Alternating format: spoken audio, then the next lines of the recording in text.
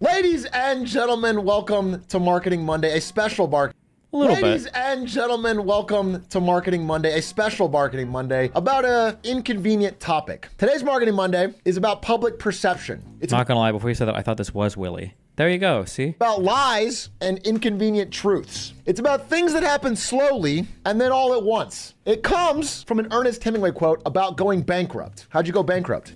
Two ways: slowly and then all at once, which may be appropriate, but I want to start with an example. Fair warning before I get into all of this. This is not really political any more than anything else is in America, okay? In 2020, this happened. Wait, what's the fake message? No one said that? What, the bankruptcy quote, is that fake? Vote and let your senators know how strongly you feel. Now, make sure you, in fact, let people know you're senators. I'm not going to.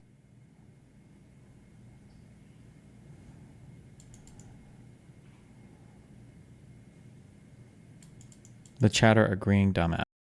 Oh.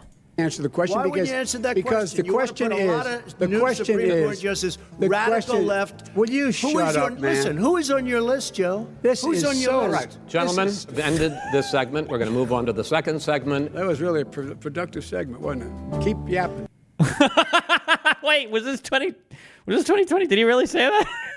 The people understand. To the second segment. That was really a productive segment, wasn't it? Keep yapping, man. The people understand, Joe.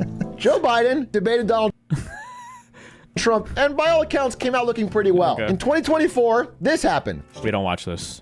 This is propaganda. This didn't actually happen. This is Aegon Chiklokian or whatever making AI fake videos of our president. In our healthcare system, eligible for what I've been able to do with the with the COVID.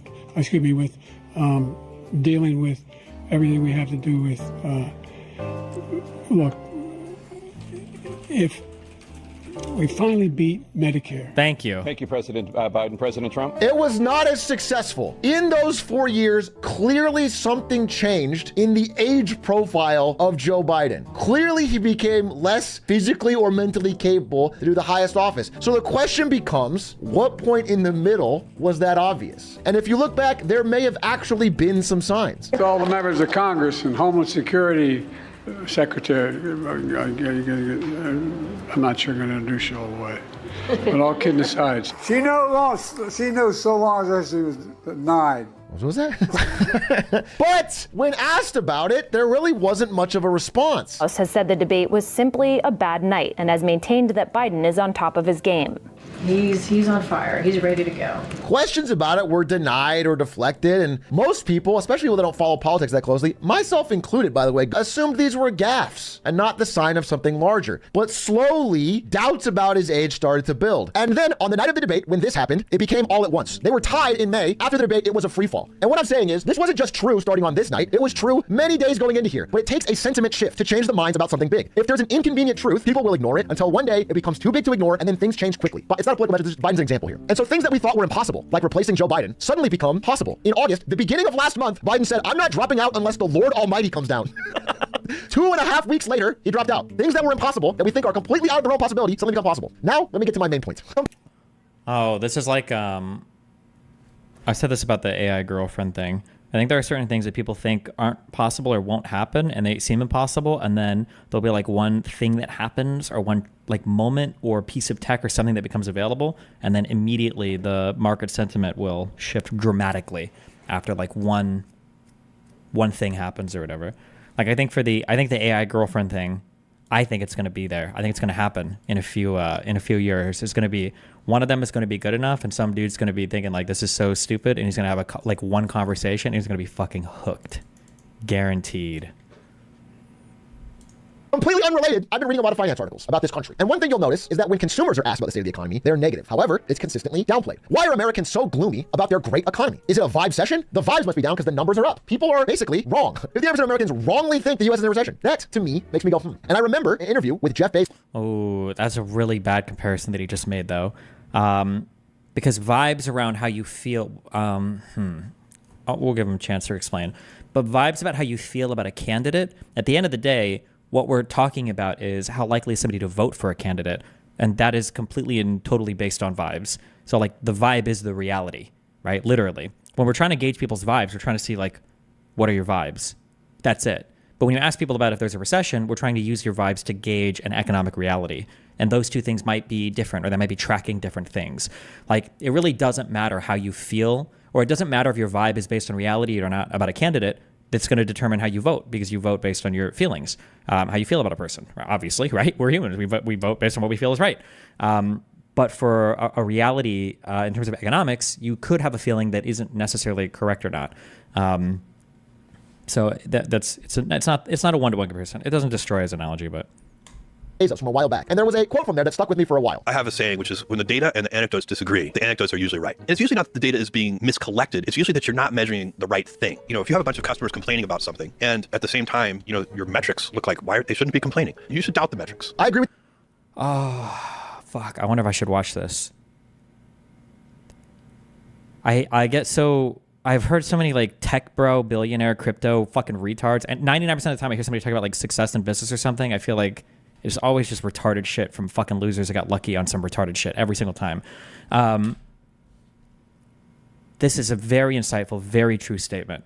So I say something similar to this when I say if a bunch of people are complaining about a problem, even if the complaints are retarded, they're complaining about something. And it behooves you to figure out what that complaint is, right? It could, like, for instance, say you're, like, it could be something like you're black, you go to give speeches, everybody says that you look like a hoodlum or something, I don't know, or some other word. And maybe it's just the audience is racist, right? But it's still measuring something. That sentiment is coming from somewhere.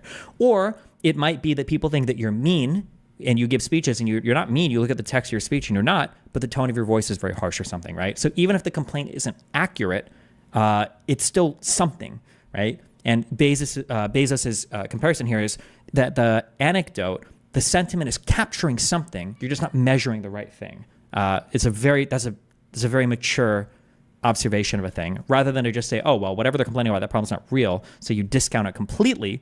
You think, okay, well, we have to measure something differently because the stories aren't lining up with the data that we're collecting. So the metrics aren't capturing something. Yeah. About something, and at the same time, you know, your metrics look like why they should. This happens with game patches. Oh yeah, gamers are notorious for this. Actually, almost all users are notorious for this. Users have no idea what they want, and part of the job in development, I would say front end, but I mean it really could be any kind of development, is trying to figure out, okay, well, when the user bitches about this thing, what is the user actually upset about? Because very rarely does the user have any fucking idea why they're mad about a thing. They express anger and upsetness and resentment, and we have to figure out like what's actually going on. Yeah. Shouldn't be complaining. You should doubt the metrics. I agree with this incredibly hard. This reminds me of when I would work at Twitch. We would launch a product and have a bunch of numbers telling us how great that product is. But then I'd ask users or look around and just see that nobody was using it. I think we're measuring the wrong thing. I think we need to look a little deeper. America's recession signals are flashing red. Don't believe them. Let me look a little bit deeper. And I thought about it, and I was like, well, let me look to an expert. And I said, well, who's a better expert than Wait, hold on. Honey's freaking out. Honey, you're being a harasser right now. That's all you do. You just harass. Here, hang out. Whoa. Did you knock your blanket out? Oh. Why are you screaming so much? Yeah, what's going on? You're loose now. Yeah, you are, yes.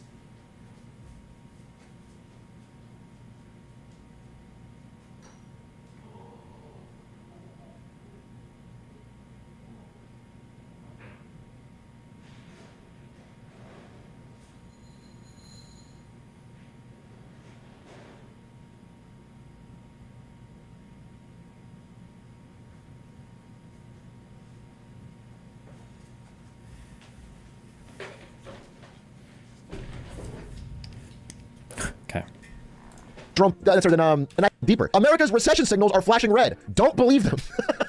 Let me look a little bit deeper. And I thought about it, and I was like, well, let me look to an expert. Are his teeth whitened or does he have veneers? It could just be... it could be a whitening. I don't know. If you've got...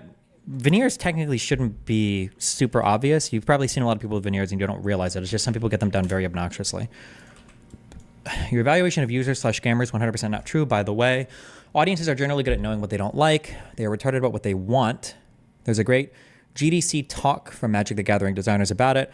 If you're curious, no. I'm good. I'm good on that. I've seen gamers bitch and complain about enough shit. They have no fucking idea what they like or don't like. Or they might know that they don't like something, but they don't know why. Like, yeah, users are good at identifying when they don't.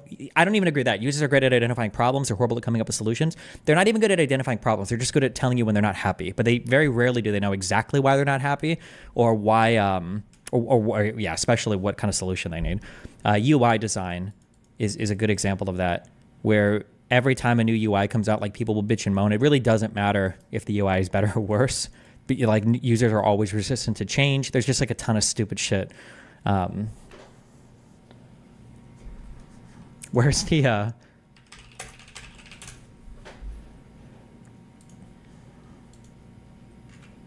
changes in version 10.17. The CPU no longer overheats when you hold down spacebar. Comments. Longtime user 4 writes, this update broke my workflow. My control key is hard to reach, so I hold spacebar instead, and I configured Emacs to interpret a rapid temperature rise as control. Admin writes, that's horrifying. Longtime user 4 writes, look, my setup works for me. Just add an option to re-enable spacebar heating. Every change breaks someone's workflow. This is a little more specific, but... Timestamped, you mean something like this. 2 minutes. Yeah. This applies to getting normies to critique your art. The reasons they give are usually not that great. Oh, sometimes, sure, yeah. Interesting to know. But don't you think that game developers also suck at knowing what gamers like and dislike? I feel like most of the time game updates seem super out of touch. The issue is that sometimes you guys just don't realize what the goal is, and you get lost in, no, just that, you don't realize what the goal is. In capitalism, the goal of any firm is to return more profits. That's the only goal. So if a game company does something that you don't like, they could have fucked up legitimately, or it could be a feature that more people like, that appeal to a broader fan base that you don't like, right? So maybe a hardcore fan gets turned off, but they pick up, 5 new fans. Or it could be a feature that a lot of the fan base doesn't like, but it makes so much more revenue that it's okay turning some fans off because of the extra cash you make basically on the game itself. It sucks, but that's capitalism, baby. Hi, honey. What is your problem?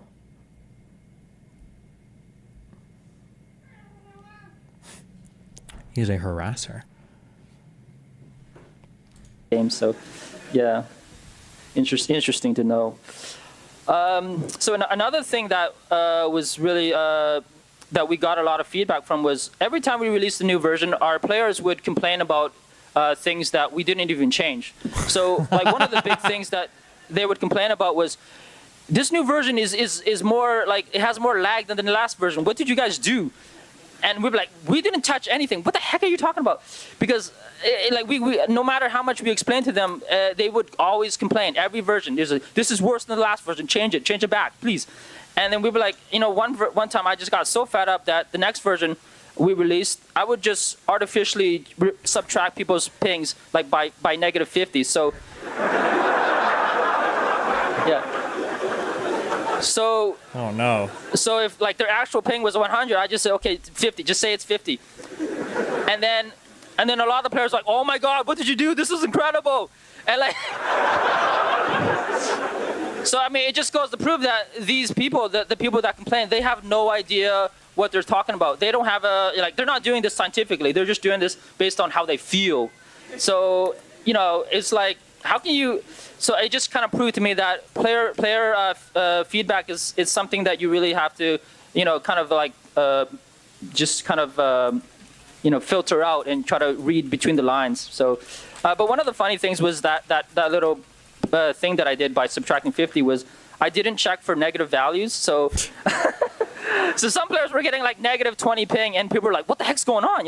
And I was like, "Oh my God, this guy's from the future. He's playing from the future."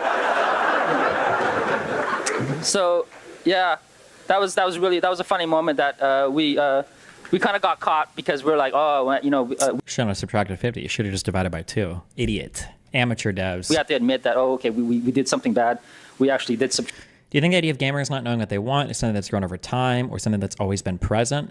No, the idea of users not knowing what they want in anything, it actually explains how great I think user interfaces have become, in that you can operate them so fluidly you don't even realize what's happening. And when something breaks, you're looking around trying to blame some element that you think is out of place, but you don't even know why you liked it before, which I think is a testament to user design. I don't know if this would be like a good mind experiment or not, but I feel like a testament to how good user design is or UX, user experiences, for a lot of products is, bro, I remember Nathan, I'm pretty sure before he could read, iPads existed. He's 13 now, holy shit. Did iPads exist 10 years ago? They did, right? When was the first iPad? I feel like I remember Nathan on his iPad before he could read. He could figure out everything in terms of how to launch Minecraft, how to build things, how to do all these things. He knew how to navigate the iPad, I think, before he could even really read. And that's a testament, I think, to really good user design, or really good, I'm saying user design. It's not front end. Is it UX, user experience? Yeah. So I think the issue is just that when things get broken or things go wrong, we don't know why something's wrong. We just know that something's off, and we can't identify it because so much work goes into designing fluid, intuitive user interfaces now. And a user interface is just one example of all these different systems we've designed. And yeah, if things aren't working, people don't know what's going on. Track 50. But anyways, that didn't last long. So anyways, but it was just an interesting part of the learning experience. So yeah. So let's see. What am I gonna do? So okay. So anyways. Quick question: who is dressed better?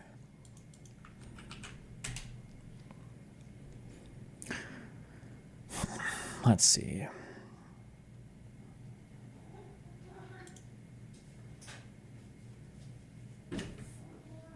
Jesus.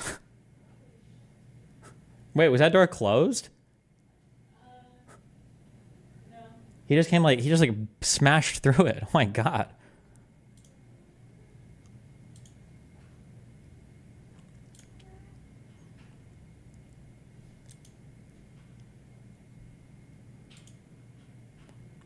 I love the colors on this more.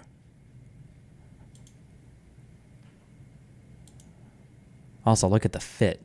Look at the fit around these legs. Look at how... I have no idea. I don't know. Horse wearing a three-piece suit, elegant outfit tailored for a classy and distinguished horse. Oh, does he give an answer? Is there supposed to be a right answer?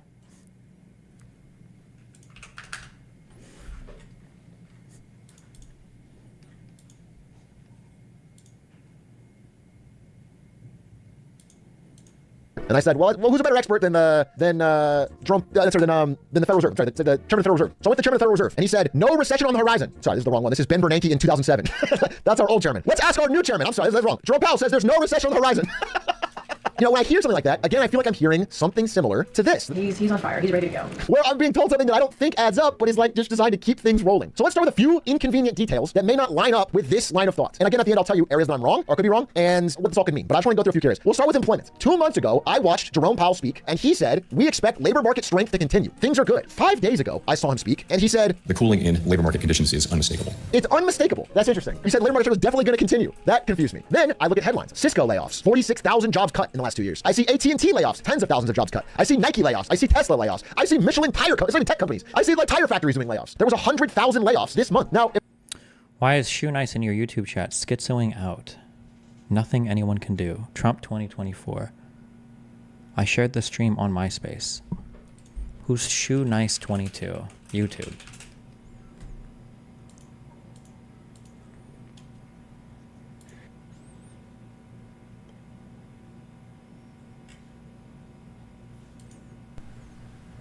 Hey everyone, Shoe Nice again. Wait. Mild Bice. Why do we know who this guy is? I've seen this guy before. He eats deodorant. He's a crazy old school YouTuber. He chugs full bottles of alcohol. He used to eat and drink anything. Oh, did we watch him eat a shoe once or something? Maybe. I guess that would be why his name is Shoe Nice, maybe, huh?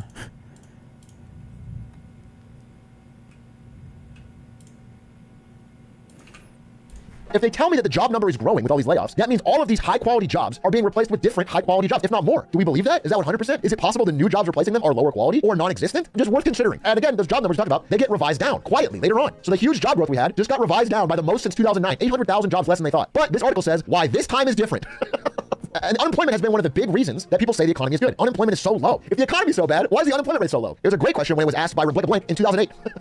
Now, what's funny is when she asked this, the economy was already in a recession, and they didn't know it until December. The signs were everywhere, but now it's official. Do you think there's any validity to the idea that tech layoffs ramped up after they saw Elon do it easily and made everyone realize they were bloated with labor and not actually any outside economic factors? I heard that people are saying that tech layoffs were extreme, but weren't tech hirings also extreme for the 2 years prior? Was it during or right after COVID? In that time period where the tech job market was fucking insane and unhinged, and then eventually they started to lay people off? It seems kind of like the ups and downs of... So we are in a recession. The research group that makes that determination made it today and said the recession actually started a year ago. It started a year ago because GDP numbers don't get revised down until later, and you might not know you're in a recession even when you're currently in one. The 2001 recession... Definitionally, that's true. You don't know that you're in a recession until 2 quarters of... Is it negative GDP growth? Or is it just flatline GDP growth? Or I get people go back and forth on what is a recession even defined as? But yeah, technically you won't know until after you're through those 2 quarters. It wasn't truly accurately finally labeled 2003. The 2007 recession, the GDP numbers weren't fully revised until 2018.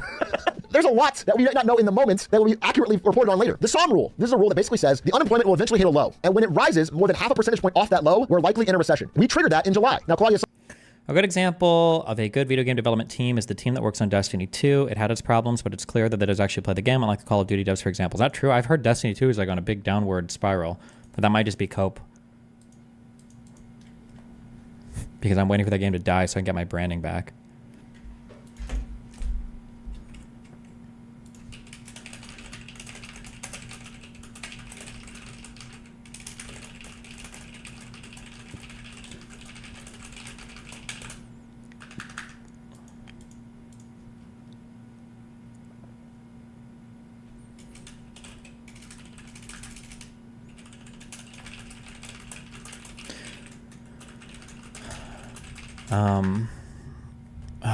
This is like a complicated concept, and I feel like this is a waste of time explaining because I feel like you either get this or you don't. And if you don't, you're not going to believe me. And if you do, I'm wasting my time, but whatever. One of the big problems with environments that have lots and lots and lots of variables is that when there are so many different things going on that you can measure at any point in time, it's easy, as you move through time, when there's 50 billion different things, it's easy once you've hit a certain time period to be once you're here, you can go, oh, well, this was the trajectory that we were always on. It's so obvious. And then once you've hit here, you can retrospect and be oh yeah, that was going on the whole time.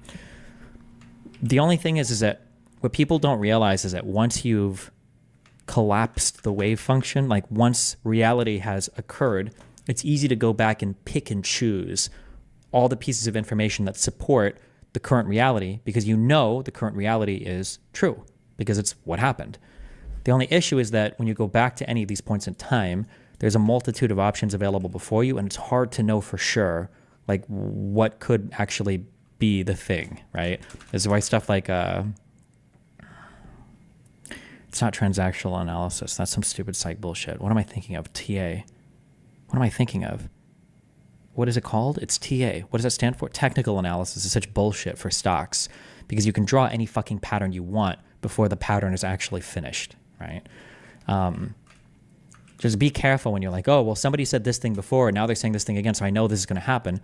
Yeah, but what you're missing is all the other times they've said that and it didn't happen, or all the other things that were being said too. Just always be careful. Remember, if anybody, you should always think about in life, this applies to every discipline, every area, everything you're thinking about. Always imagine the incentives and the money to be made. If you imagine that, it can protect you from so many conspiratorial or nonsense thoughts.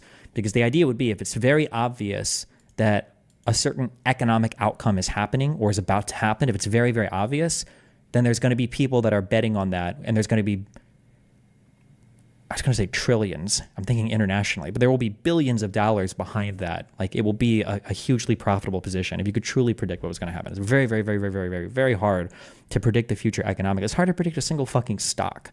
It's even harder, obviously, to predict an entire index. It's harder then to predict an entire market, and it's harder than to predict an entire economy, right? And then an international economy again. Like there's so much, yeah.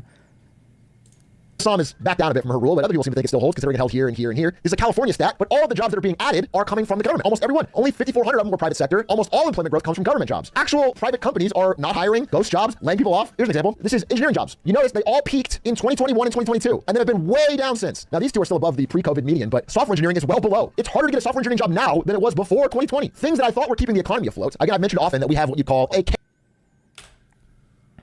You're thinking of the heterogeneous effects across time. Also, the creator of the SAM rule said it's probably not applicable in today's environment. Oh, sure. You could actually a really easy example of this. You could even look at my life, right? Like if tomorrow I were to kill somebody, every single person in the entire planet will look at my streams and they'll be like, it was super obvious that Destiny was going to be a murderer the entire time. Look at how many crazy unhinged comments he made online. Look at how many times he said to somebody, kill yourself. I wish I could kill yourself. Like, it was obvious he was going to kill somebody. If you didn't see this, you're an actual fucking retard. It was so obvious the entire time he was going to kill somebody. And then let's say tomorrow I die in a car accident, right? And, you know, people are saying like, oh, I thought Destiny was, going to be a pedophile or XYZ, right? Then you would go back and go, it's obvious he was joking the whole time. Like he said so many crazy jokes. Like he's joking. Obviously he's been under so much scrutiny. Like if he was going to kill somebody, he probably would have done it. Like how, right? Whatever happens, when the wave function collapses, it's very easy to go back because there's so many events to choose from and say, oh, look, this thing that just happened now, it was so easy to predict. Look at what happened in the past. And I was like, but nobody made that prediction in the past. Or you make a lot of predictions in the past and some of them come true and some of them don't. Of course, you can predict anything at any point in time, but doing it with a level of certainty where you can bet money on it is very difficult / impossible, yeah. Yeah, the method Josh thing is a good example too, yeah. One in 2022 are not hiring, ghost jobs, laying people off. Here's an example. This is engineering. I would also be super, super, super, super careful about a graph of literally anything that involves this time period. COVID did a lot of weird things to everything, to the economy, to job markets, to politics, to YouTube, to like labor force composition. It did a lot of weird things to everything. So be very, very, very careful for anything like this. I'm just saying, or like this time period was just very fucky.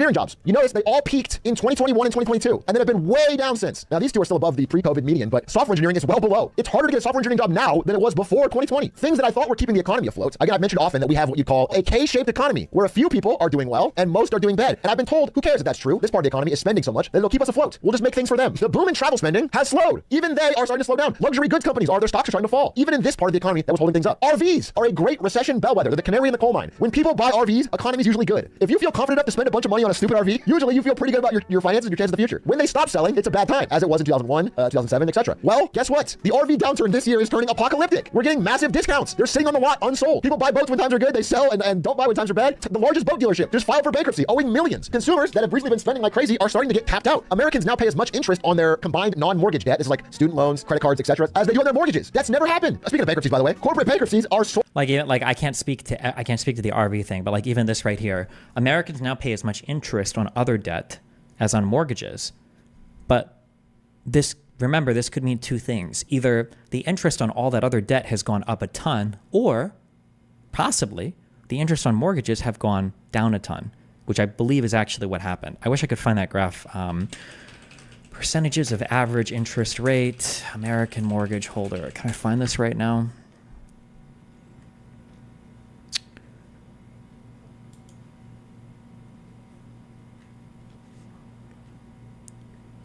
I really should find a better source. There's that one guy on Twitter, he posted the chart. I need to find the source for that.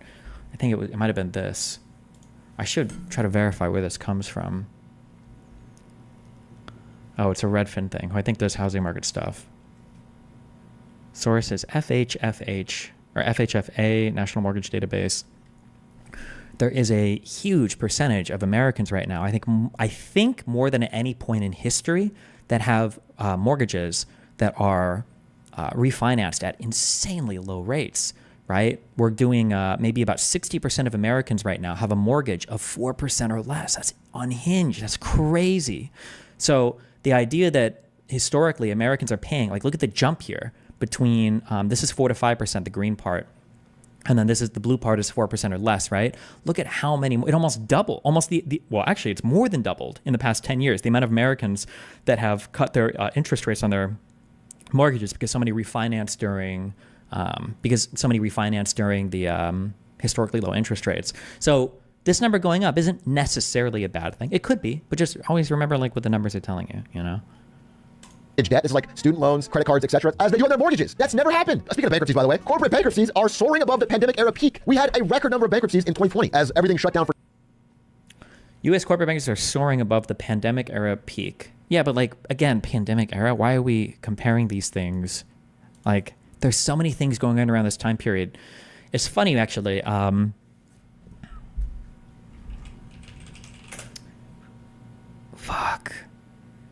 What did Gorsuch write the concurring opinion in for the Supreme Court case that we read? It was for, it was the Chevron overturning case.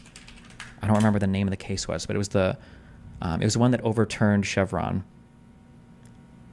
What was the name of the case? Does anybody remember?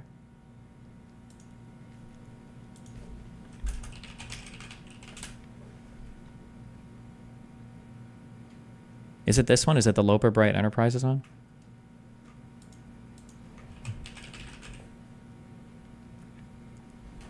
There's something that, there's a concept in, I think probably in all of law, but especially in Supreme Court law. And it's called stare decisis. And the concept is, if a decision was made a long time ago, we're going to give deference to that decision, even if we might disagree with how the decision was made, assuming there are some factors in play. And Gorsuch, because Roberts likely has some form of permanent mental disability, Gorsuch wrote a concurrence for people that might feel strongly about stare decisis in the Chevron overturning case, which was basically the idea of giving a little bit more deference to the government in determining how to apply laws passed from Congress. So Gorsuch wrote something that was a little bit more intellectually coherent, getting rid of the stare decisis defense for the prior Chevron case. And something that he talks about, I'm sorry, it's such a pivot just to make a point, is when you're trying to figure out if a prior ruling was good or not, there are different factors that you're looking into. And one of the factors that you might look into, I think he called this, I thought it was called ordinary times. I'm not going to be able to find this. No, Basically, he's saying that it was one of his factors. I'm not going to be able to find it. Oh.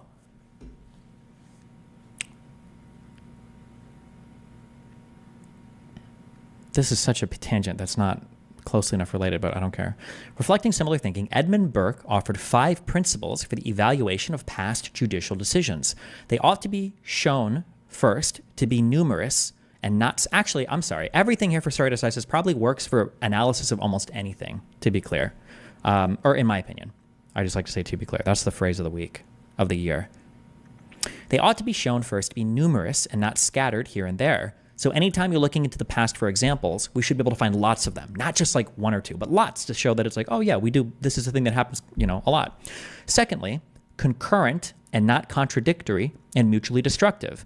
Now, in terms of law, we're saying you can't have you can't have contradictory rulings happening over and over again, right? But in economics, right, you would want to see the same thing happening over and over again that seems to point in the same direction, not a ton of contradictory evidence, right?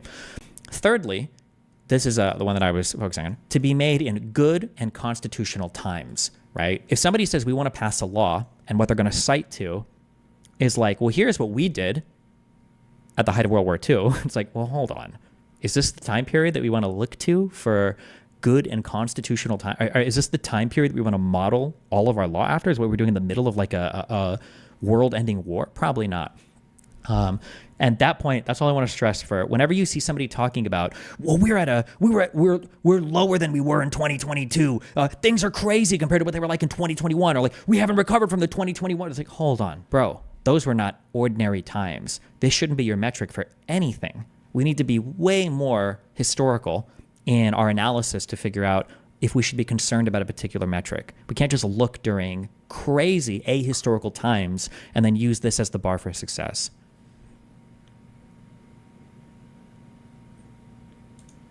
For COVID until now. But what I'm saying is each one of these to me represents a crack in the dam. And eventually, like Joe Biden's debate night, they add up to something. And then things can change quickly. Transition to serious delinquencies is 90 days late. Credit card payments, way up. The one that's still way down, student loans. Wait. Things can change quickly. Transition to serious delinquencies is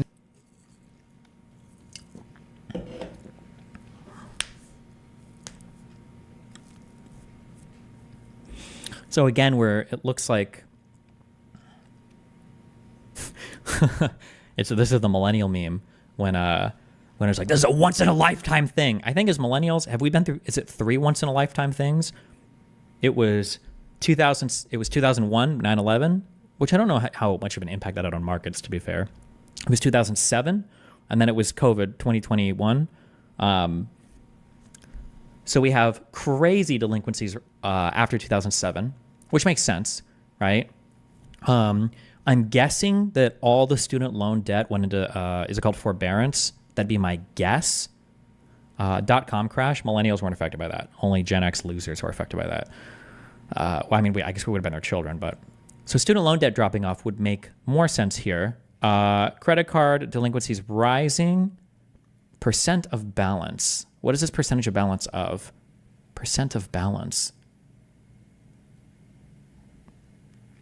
Might be a cause for concern, maybe not, but 90 days late. Credit card payments, Joe Biden's debate night, they add up to something. And then things can change quickly. Transition to serious delinquencies is 90 days late. Credit card payments, way up. The one that's still way down. Oh, maybe the percentage of all balances held by those types of institutions. So like 7% of all credit accounts, maybe?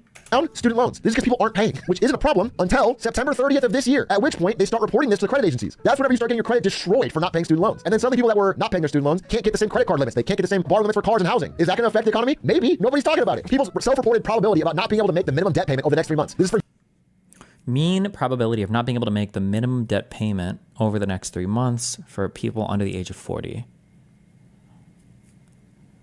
Again, God, fuck, the time horizon here is so short. Like, is this a problem? It looks like it's getting to the upper end of what was ordinary for the past 10 years. That's true. I think so. Minimum debt payment under 40. I wonder why we're looking only at this cohort as well. Could be a concern for sure. Could be cause for concern. For young people under 40, rising off the COVID lows. Does it stop here? Does it continue? That's the question. This is 30-day delinquency. People with But again, yeah, will it stop? Will it continue? Like, imagine if like the graph that you were looking at was, and again, it's so much easier to do it when we're looking retrospectively, right? Imagine this is the graph you're looking at. Like, bro, we're fucked. Like, we were down here and now we're up here in 1 year. Like, if you were to try to project what future debt is going to look like, wait, I think this might be a little bit fucked, right? Where are we going from here? I don't even know. This could be crazier than this time period over here. Look at how crazy this arc is, or not arc, this line of best fit, whatever the fuck, right? We're fucked. But what happened? Oh shit, it fell insanely the next year. I'm also very curious why something must be going on with the data that it looks so spiky like this. It needs to be smoothed or something. Like it must be seasonal or holiday reported or correlated or something. But could it not be people not understanding debt? I work at a bank, and the amount of retards that take huge fucking loans out with little to no understanding of principal interest, compound interest is astounding. Yeah, but that's always been the case, right? This is for young people under 40, rising off the COVID lows. Does it stop here? Does it continue? That's the question. This is 30-day delinquency. People with 780 and above credit scores are seeing a 42% rise in delinquencies on their mortgage. Does it continue? That's the question. This is 30-day credit score analysis. 30 plus delinquency from June 2004 to June 2024. Delinquency. People with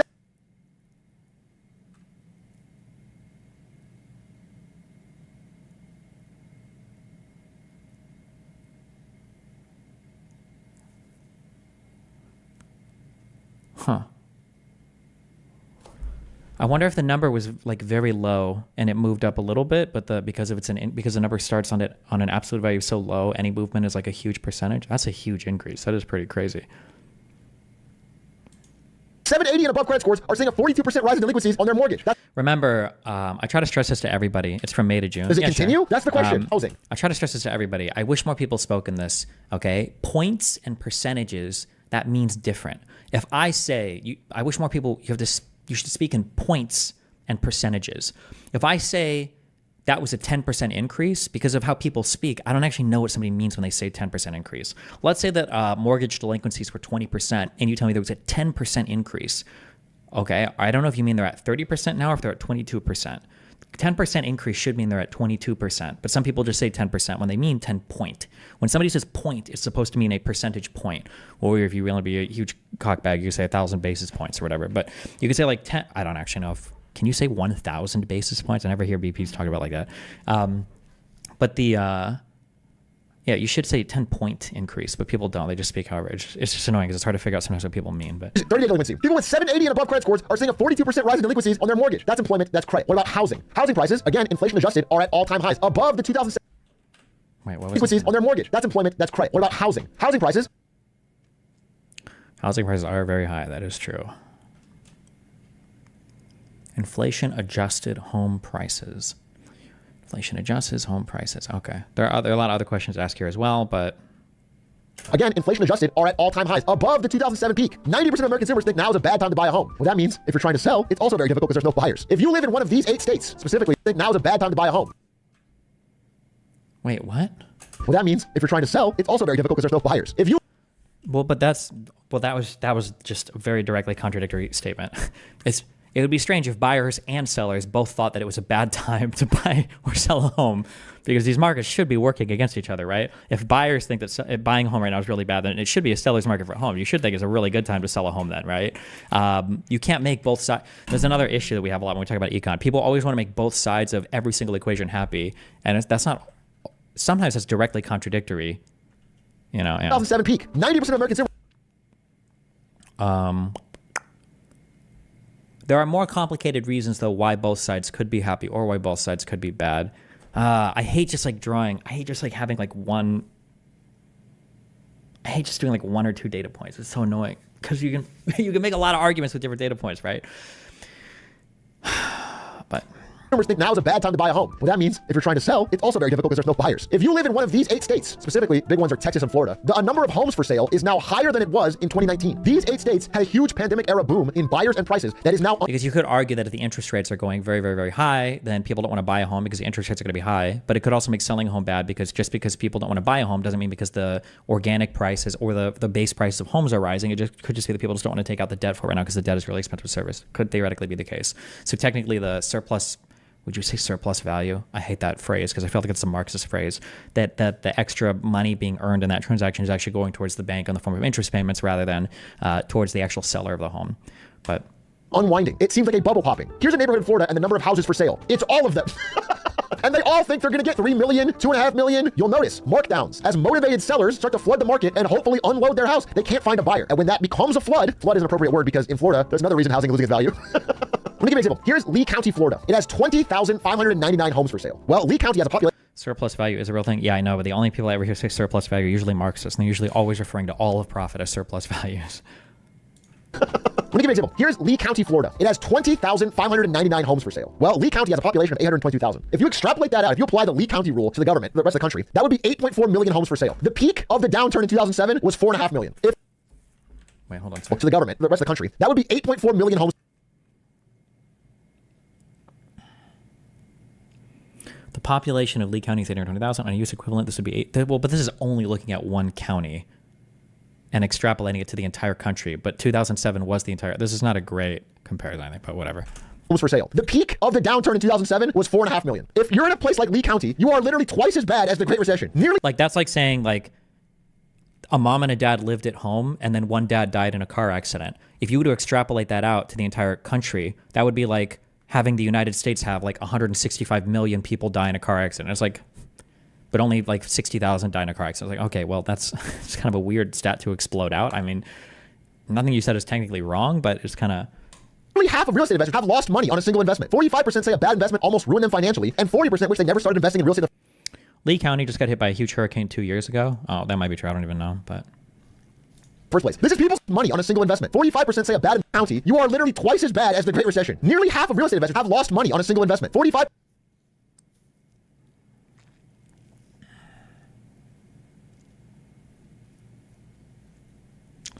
Be careful here because these are real estate investors. These aren't just like home buyers and sellers as like for their principal residence as well, right? This is kind of a different thing, but 5% say a bad investment almost ruined them financially, and 40% wish they never started investing in real estate in the first place. This is people saying this before half people lost money on real estate, and we haven't even gone down in prices yet. Everyone tells me when you mention all these inconvenient truths, and everything I put here so far. Source is also a tweet. Isn't this unusual Wales guy usually pretty reputable? Isn't this a good Twitter account? I could be wrong, but people lost money on real estate, and we haven't even gone down in prices yet. Everyone tells me when you mention all these inconvenient truths, and everything I put here so far is true. Whether it leads to conclusions I'm saying, I can't tell you. I don't know, but I do know it's true. Unusual Wales went to retard Trump pandering. Okay, maybe not then.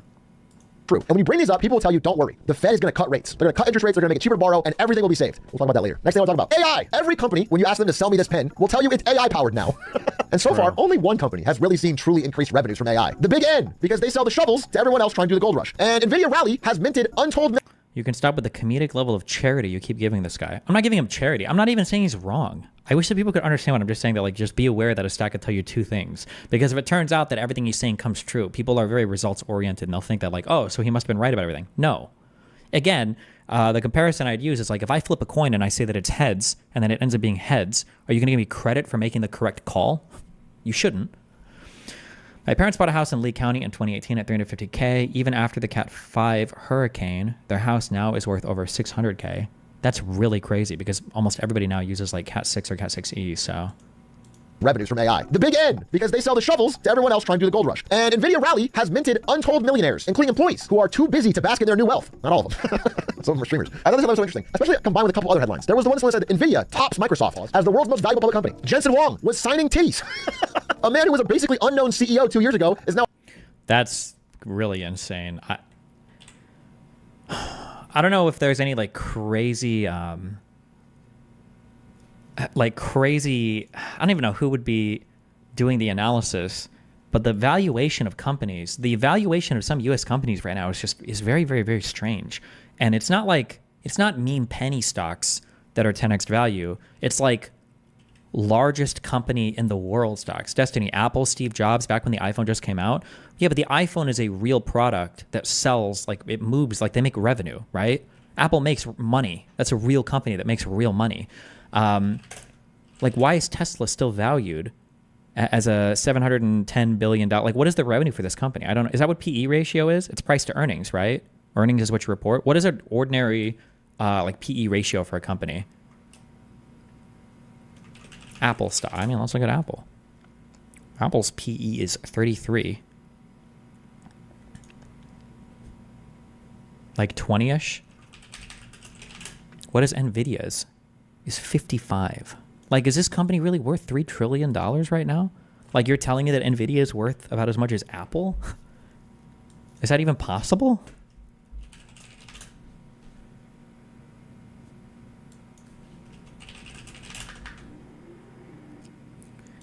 Jesus, Intel's PE is 94.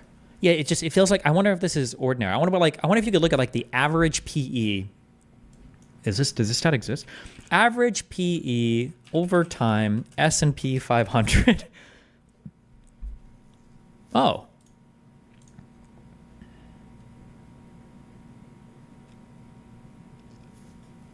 This is over 12 months. And this is up to 20, wait. No. These are 12-month averages, but this is from 2010 to 2020.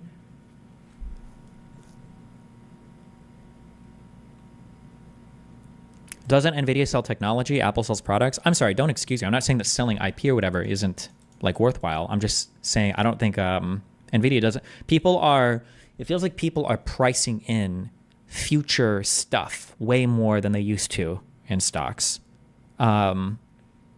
But maybe that's just, I don't know. But that's a whole other conversation. The fucking efficient market hypothesis bullshit. It feels like people are incorporating future knowledge into current valuations, maybe more than they did in the past, or maybe they always have done this and I just don't have the historical knowledge, the historical financial market knowledge to say, maybe. Valuable public company. Jensen Huang was signing titties. A man who was a basically unknown CEO 2 years ago is now a rock star signing T's. The Nvidia parking garage I used to not only park in, but take naps in. You will now see, if you go there today, supercars. Everyone there's so fucking rich. And I start to remember certain headlines from the past. Cisco briefly touted Microsoft as the world's most valuable company in 2000.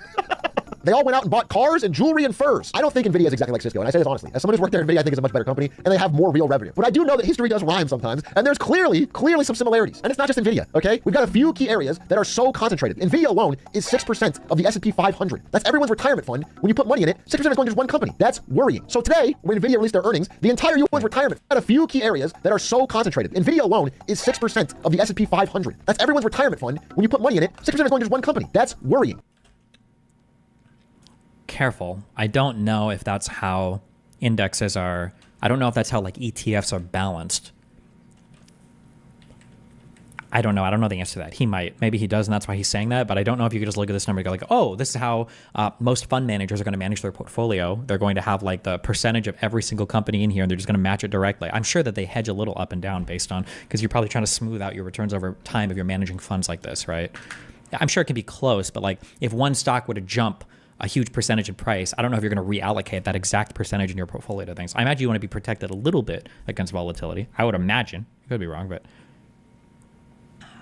6% of the S&P 500. Cooperator in As Fake Electors case, Jenna Ellis was just on Pure Show today, whining about threat to democracy rhetoric defending Trump. No shame. Based.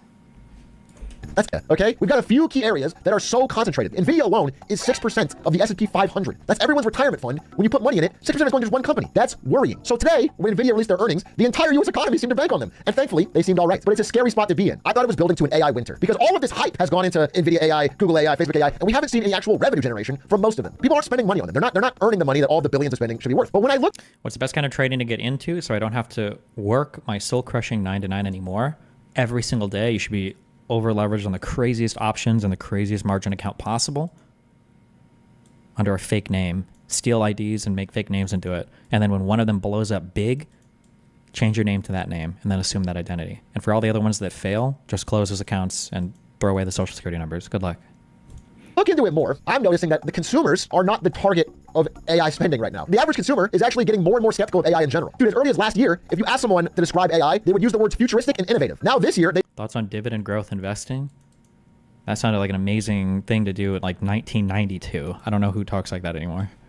They say of AI in general. Dude, as early as last year, if you ask someone to describe AI, they would use the words futuristic and innovative. Now, actually,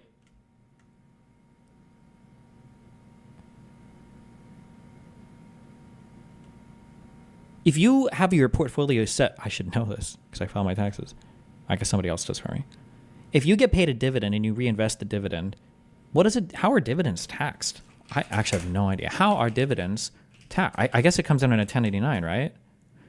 Ordinary dividends are taxable as ordinary income. Qualified dividends that meet certain requirements are taxed at lower capital gains. Okay. Why the fuck would you ever want to get paid dividends then? Fuck that. Cringe. Or are most dividends qualified? Even if they're qualified, I guess if you could smooth out your lower... No, because you just sell off stock. Cringe. Dividends are cringe. Why would you ever want... Why would you ever want to get paid dividends? If you retire with no income and live off dividends, it's low tax. Just sell your investment. What do you mean? Yeah, I don't know why you wouldn't just do a stock buyback as a company. I don't know why you would ever pay out a dividend as a company. I'm not sure. I don't know. Oh, this year, I'm sure that there's probably some like more complicated reason for why somebody might pay a dividend instead of doing a stock buyback, but I don't know. Of AI in general. Dude, as early as last year, if you ask someone to describe... Dividends are just like an old man thing for whatever reason. Yeah, old Pete, that's what I was saying. It was like 90s stock advice. Like, oh, I love dividends. I'm getting paid. But you're reinvesting it anyway. Why do you care if the asset appreciates rather versus you just getting paid a dividend? Why does it matter?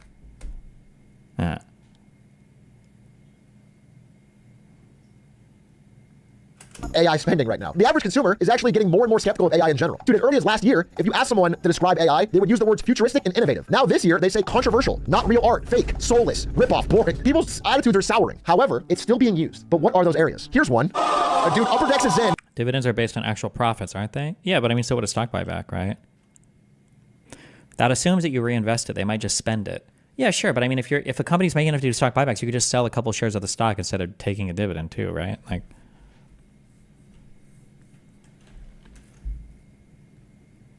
generally, dividends have taxing and adjusting mechanisms to ensure that you have tax parity/integration between receiving income as salary versus income through a corporation and how it's taxed. Generally, you should end up in the same place as a shareholder of a company distributing funds through corp versus if you salaried it out. Sure. But I don't know how that affects what I just said. From the company's perspective, you might think your own stock is overvalued, but the operators, e.g. CEO, might not think there's any investment opportunity with the free cash into. Oh, that's the answer. Okay, thank you. Little dragon. True. If you are the owner of your company, you might feel like your stock is a bit overvalued right now, and you have extra money that you don't have to invest, and you could do a stock buyback. But if you feel like your company is overvalued right now, you would be returning less value to shareholders than if you were to just do issue dividends. That's the answer.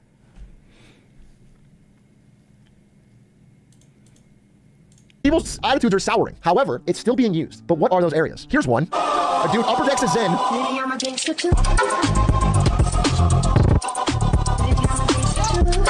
Screenshots his questions and AI generates his answers. And this doesn't apply just to schools, this applies to jobs. Here's a deleted post from Financial Careers. All he does is put everything into ChatGPT. It spits out a report and he turns it in. People are applying for jobs with AI. This person automatically applied for 1,000 jobs and got 50 interviews. What is the second order effect here? If everyone can apply to 1,000 jobs in 24 hours, how do recruiters respond? That leads to an arms race where the recruiters start using AI rejections.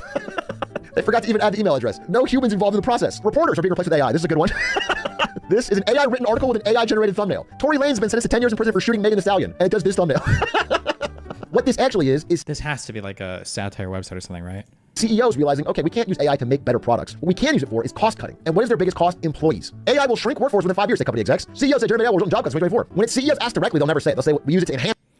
Okay, wait, hold on. So when I say dividends versus stock buyback, hold on. This is just the one thing that I want to avoid. So somebody is saying dividend stocks, you can get much higher returns. Okay, I'm telling you this as somebody that's not, okay, here's my issue. I would take my stock or finance advice 1 trillion times over almost anybody else on the internet that calls themselves a finance broker, because most of these people are fucking retarded. But I wouldn't take my stock advice over a qualified accountant that's giving you good advice who's worked in the industry for a long time, okay? So figure out where you want to put that, okay? Wherever you're going to slot it in. But this statement here of dividend stocks, you can get much higher returns, fairly reliable earnings, if anybody tells you a dividend stock is better than a non-dividend stock, that's bullshit. That's not true, okay? Don't believe that. That's some bullshit that people say because they have a feeling about a dividend, but it doesn't make sense financially. It's not mathematically true. It's just that's bullshit. The idea that a dividend stock is inherently better than a non-dividend stock is bullshit. Don't ever think that, okay? Answer our current human employees. When they're anonymous surveys, they all say they are using AI for jobs. That's our number one thing is cost cutting. If that is the only thing that all of this stock growth is for, then that is not going to lead to a good thing for the economy. That is going to lead to people that can't spend on new products, and it's a downward cycle. And yet, through it all, everyone can tell me, have fun staying poor, idiot. The stock market is up. And they're right. We keep hitting all-time highs pretty regularly, and I can't argue with that. But I would like to mention a couple more inconvenient truths, okay? Prior to previous recessions, the stock market also hit all-time highs, including in 2007. That was kind of a lump of labor fallacy that if AI is being used to cut some jobs, it's necessarily bad for the economy. That's not true. People can specialize further. They can get other jobs. Just because some jobs are being cut due to some technological advancements doesn't mean that the whole economy is going to be hurting. Remember, jobs have been getting cut because of technological advancement since the inventing of the sewing loom. This has always happened. Capital is becoming more and more efficient. Labor is becoming more and more productive. Necessarily, some jobs are becoming obsolete. That's why more and more education is required to be competitive in today's economy or to even participate in today's economy. Just because some jobs are being lost somewhere doesn't mean that it's a net loss for the economy. That's a lump of labor fallacy. It's a zero-sum fallacy. There could be more good things happening in other places. I passed my Series 7 and work in fixed income at an investment bank. Dividend income stocks are for 70-year-olds. Based and true. To a good thing for the economy. That is going to lead to people that can't spend on new products, and it's a downward cycle. And yet, through it all, everyone can tell me, have fun staying poor, idiot. The stock market is up. And they're right. We keep hitting all-time highs pretty regularly, and I can't argue with that. But I would like to mention a couple more inconvenient truths, okay? Prior to previous recessions, the stock market also hit all-time highs, including in 2007, right before they cut rates in September. We are headed to a rate cut in September. History might rhyme. And when we go into a downturn, people tend to underestimate how bad things can get and how quickly. Here's someone saying the stock market likely would fall no more than 10 to 15%, even in a worst-case scenario. And that is probably a fair assessment. It just comes from Ian Scott at Lehman Brothers in 2007. His company went bankrupt and the stock market fell 55%. People will lie. They will downplay because nobody wants to talk against their own best interest. Warren Buffett's laughing at that. Why is Warren Buffett laughing? Because he just recently sold. Well, but, oh man, fuck. The more I,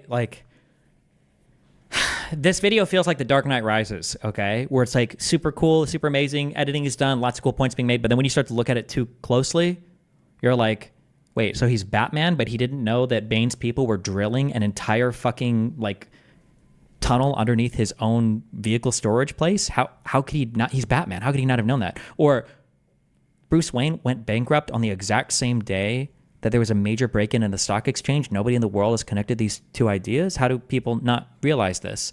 Or, you know, Batman fixed his back that was broken by leaning over in a rope and having an old dude punch his back. Like, wait, what? There's a lot of micro points being made in here that are not very good, and I would say are possibly, or I would say highly misleading. Market likely would fall no more than 10 to 50%, even in a worst case scenario. And that is probably a fair assessment. It just comes from Ian Scott at Lehman Brothers in 2007. His company went bankrupt and the stock market fell 55%. Like him, okay, this is true. That was a bad prediction. But then the thing that he says next is, people will lie. Do we really think he was lying? Do we really think that he knew that the economy was about to collapse in a worldwide historic fashion? Or was everybody in that, you know, whole 5 to 10 year run up greedy as fuck and everybody thought that it would continue to go up and up and up and up and up, right? Like, will downplay because nobody wants to talk against their own best interest. Warren Buffett's laughing at that. Why is Warren Buffett laughing? Because even that statement, when you're talking about like business managers or hedge fund managers or financial managers, right? When you're saying nobody wants to talk against their own best interests, well, if you can choose where to allocate your money, why would you ever talk against your own best interests? You're probably going to invest in what you think your best interests are, right? Like, I'm not going to talk shit on my investments. I probably am going to speak well about my investments because I'm probably investing in the things that I think are going to do well. Why would I do otherwise, right? I can invest in whatever the fuck I want, right? Now, there are going to be exceptions to this, right? Where you might be, you might do a type of leveraging, or you might have the type of portfolio where moving products, you know, in and out of your books it takes more time, or so there might be something more complicated going on there. But like as a general rule of thumb, yeah, I would expect people to speak very highly about their investments. They probably think they're going to do well. That's why they're investing in them, right? But people will lie. They will downplay because nobody wants to talk against their own best interest. Warren Buffett's laughing at that. Why is Warren Buffett laughing? Because he just recently sold $500 million of his stake in Apple. He sold $1 billion of Bank of America. Went to cash. That's weird. He's always been a buy and hold stock. $500 million. Because nobody wants to talk against their own best interest. Warren Buffett's laughing at that. Why is Warren Buffett laughing? Because he just recently sold $500 million of his stake in Apple. He sold $1 billion of Bank of America. Went to cash. That's weird. He's always been a buy and hold stock kind of guy. Why is he going all to cash? Why does Warren Buffett suddenly have more cash in U.S. treasuries than the U.S. government? Maybe he sees something coming. Maybe thinks stocks might not go up. Well, or interest rates are incredibly high right now, so it makes treasury bonds a pretty lucrative form of investment because interest rates are so high, and a bond is guaranteed. It will always pay you the face value. It'll never change, assuming the United States doesn't get blown up. Also, this idea of like timing markets to just, because he just said this was not true either. Hold on, I'm sorry. $1 billion of Bank of America went to cash. That's weird. He's always been a buy and hold stock kind of guy. Why is he going all to cash? He just said, why is he going all to cash? Warren Buffett suddenly have more cash in U.S. treasuries than the U.S. government.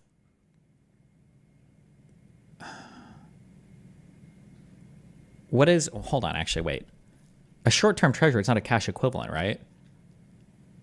Well, hold on. When we say cash equivalent here, are we just talking about highly liquidable investments? Because treasuries are considered, or no, bonds are considered incredible. I think a bond might be considered cash equivalent because I can buy and sell a bond on a market instantly because it's super easy because it's just the bond. It's got a face value. It prints the money. Like that's it. There's no question asked, right? It's not a gamble. But yeah. Maybe he sees something. I'm sure that you could also, I don't know if that would be considered a cash equivalent. I don't know what cash equivalent technically means. Actually, let's just look this up. Cash equivalent Investopedia. The Berkshire Hathaway shareholder letter research arc. Yeah. I'm sure Warren Buffett probably has an article where he explains why he is selling shares in these companies too. I'm sure you could just like read it, but, oh wait, Buffett on selling. Cash equivalents are securities that are meant for short-term investment or investing. Normally, they have solid credit quality and are highly liquid. True to their name, they are considered equivalent to cash because they can be converted to actual cash quickly. The phrase cash and cash equivalents is found on balance sheets in the current assets section.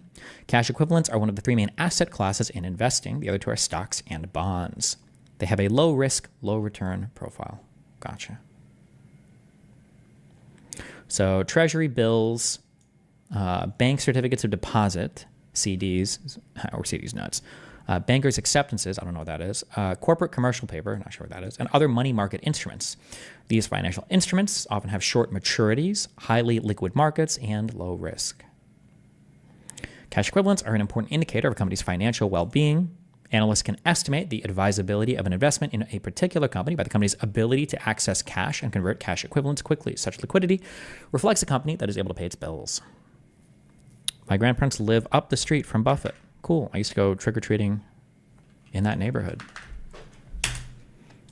Because in all the rich neighborhoods, it's Regency is the name of the neighborhood in Omaha. And all those neighborhoods, they would always give out like the 12 packs of like candy bars when you would go trick-or-treating there. Because they were rich. Attention to not paying taxes, then I think they should. We don't mind paying taxes at Berkshire, and we are paying a 21% federal rate. A lot of the gains we're taking in Apple, and that rate was 35% not that long ago, and it's been 52% in the past when I've been operating. And the federal government owns a part of the earnings of the business we make. They don't own the assets, but they own a percentage of the earnings, and they can change that percentage any year. And the percentage that they've decreed currently is 21%. And I would say with the present fiscal policies, I think that something has to give, and I think that higher taxes are quite likely, and the government wants to take a greater share of your income. Oh, okay. So this is a time scale that has to do with what he is predicting future fiscal policy to be. Arguably, this goes into the concept of a locked-in effect too. If a tax rate is too high, people might be reluctant to sell. So he's selling right now because he feels like the capital gains rate is low, and they might not be able to realize these sales in the future because at this particular tax rate. Or mine or Berkshire's, they can do it. And they may decide that someday they don't want the fiscal deficit to be this large because that has some important consequences, and they may not want to decrease spending a lot, and they may decide they'll take a Wait, should I do this? Wait, fuck. Isn't there a name where you're not allowed to increase your tax basis in something instantly? Like if you had $1 million capital gains appreciation, you can't like sell immediately and then rebuy immediately, can you? Is that called like washing or something? A wash sale? Are you banned from doing that, or are you allowed to do that? You can do that? Oh shit, I wonder, should I be doing that?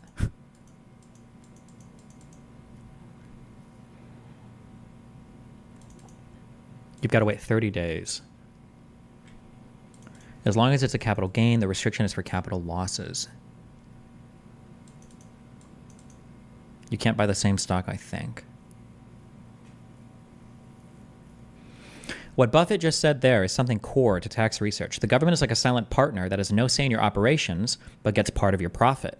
You are dead wrong. The government has a massive say in your operations. What are you talking about? These are businesses that operate in the United States of America. What the government does in terms of foreign policy and how secure people feel in investing in the United States impacts your business. What the government does in domestic policy or at the border or providing health care for workers that you might not have to insure or might have to insure, or what the government does to ensure access of its citizens to vehicles through subsidies on electric cars might affect your business. Like, what do you mean? We live in the United States. All of us benefit from being in the country of the United States, which is on a macro level managed or at least contained by or in the container of the United States federal government. Of course, you're benefiting from the management of the federal government. It makes sense that you would also pay taxes to them as well, no?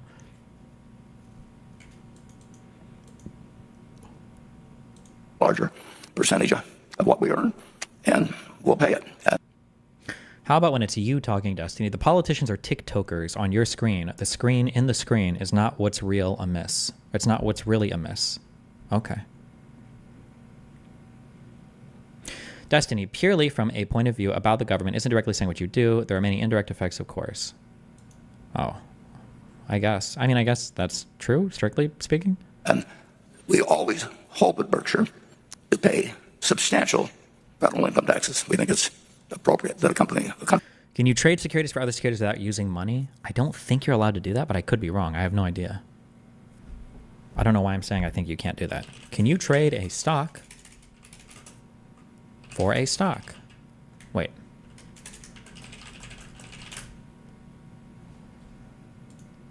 A stock swap is the exchange of one equity-based asset for another. It is not associated with the payment for a merger or acquisition. A stock swap occurs I don't know if like a retail investor could do something like this. I'm not sure.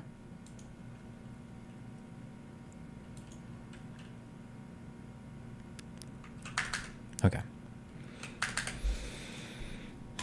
Maybe think stocks might not go up. Important to mention. Where are the areas that could be wrong? Where are the inconvenient truths I'm not mentioning? Do you think Berkshire, not Berkshire Hathaway, do you think that Warren Buffett makes any decisions for Berkshire anymore? Like, do you think he's involved in the board that does any of these analyses, or do you think he's just like a top level guy and he gives like some broad direction? Stock swaps and other in-kind transactions are typically not taxable events, though. Okay.